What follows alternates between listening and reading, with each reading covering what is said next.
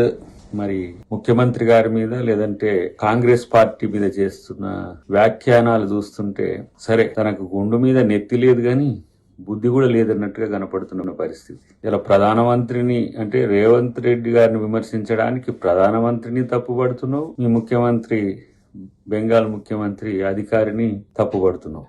అంటే కాంగ్రెస్ పార్టీలోకి రేవంత్ రెడ్డి గారు ఎట్లా వచ్చిండ్రు, ఎందుకు వచ్చిండ్రు, ఏ విధంగా అధికారం తెచ్చిండ్రు అనేది తెలంగాణకే కాదు దేశం మొత్తానికి తెలుసు, మోదీ గారికి కూడా తెలుసు. మీ మోదీ గారు సైతం అంటే మన ప్రధానమంత్రి గారు సైతం మాతో కలువు అని చెయ్యి చాపిండు అని అంటే ఏ స్థాయి గౌరవం ముఖ్యమంత్రి గారికి ఉందో కనీసం అది అర్థం లేకపోయా. మరి ఇట్లనే ఒరిజినల్ బీజేపీ వాళ్ళకి మీరు అంతటా అధికారం ఇచ్చిండ్రా?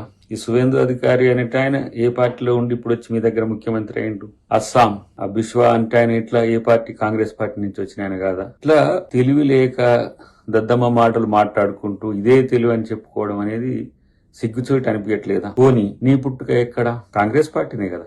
ఇలా నేను ఒరిజినల్ బీజేపీ నాయకులు అని చెప్పి గింజుకుంటే ఎవరికి తెలియంది డిఎస్ గారి రాజకీయ ప్రస్థానం ఎక్కడ ఉంది? ఆయన లేకపోతే మీ బతికి ఎక్కడ ఉంది? కాబట్టి ఇక్కడ అమ్మపాలు దాగి రొమ్ము గుద్దినట్టు మీరు ఇక్కడ సర్వీస్ చేయాలి. డిఎస్ గారికి రాజకీయ ప్రాధాన్యత కల్పించింది, బీసీలకు ఆ స్థాయి గౌరవం ఇచ్చింది కాంగ్రెస్ పార్టీ. అలాంటిది ఇక్కడ నువ్వు సర్వీస్ చేయాల్సింది పోయి నీ కెరీర్ కోసం అని స్వార్థం కొరకు అక్కడ కూడా కిరాయికి పోయినట్టే కదా బీజేపీకి. నువ్వేమన్నా బీజేపీ ఫక్తు లీడర్ వా?